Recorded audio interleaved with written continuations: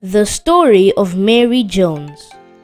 About 200 years ago, there was a small girl named Mary Jones. She was born in 1784 in Wales, United Kingdom. Her family went to the church every Sunday. Mary heard the priest read the Bible to everyone. She loved all the stories from the Bible. She wished she had a Bible of her own, but unfortunately she couldn't read because there was no school near her village. And her family was poor, so they could not afford a Welsh Bible. Bibles were very expensive and rare those days. 2 years later, a new school was opened 2 miles from Mary's village.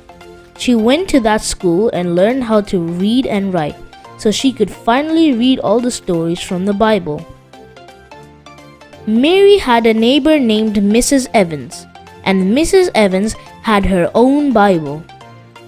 One day, Mrs. Evans invited Mary to her house so she could read her Bible.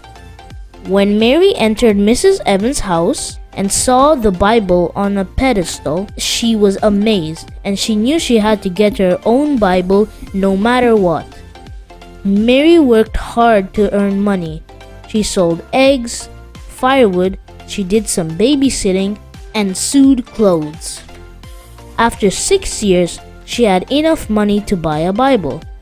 She asked the church priest where she could buy her Bible. He said there is a person in a faraway village called Bala named Thomas Charles, and he could sell Mary a Bible. So Mary took off to Bala the very next day. She walked barefoot, saving her only pair of shoes for when she reached there. She walked for 40 kilometers and eventually made it to Bala. She found Thomas Charles and told him that she wanted a Bible. Mr. Charles was sad to tell Mary that he had no more Bibles to sell. Mary started crying. She told Mr. Charles that she had saved money for 6 years and walked 40 kilometers, and she cannot return to her home without a Bible. Mr. Charles saw Mary's desire for a Bible and gave her a Bible he was saving for one of his friends. Mary danced with glee. After all these years, she finally got a Bible. She went back home joyfully. Mr. Charles was inspired by Mary's story. One day he was in a very important meeting along with a lot of preachers from Europe. He shared Mary's story and said there are many people out there who need a Bible. So they decided to make the first Bible society to print more Bibles and make it more affordable to everyone.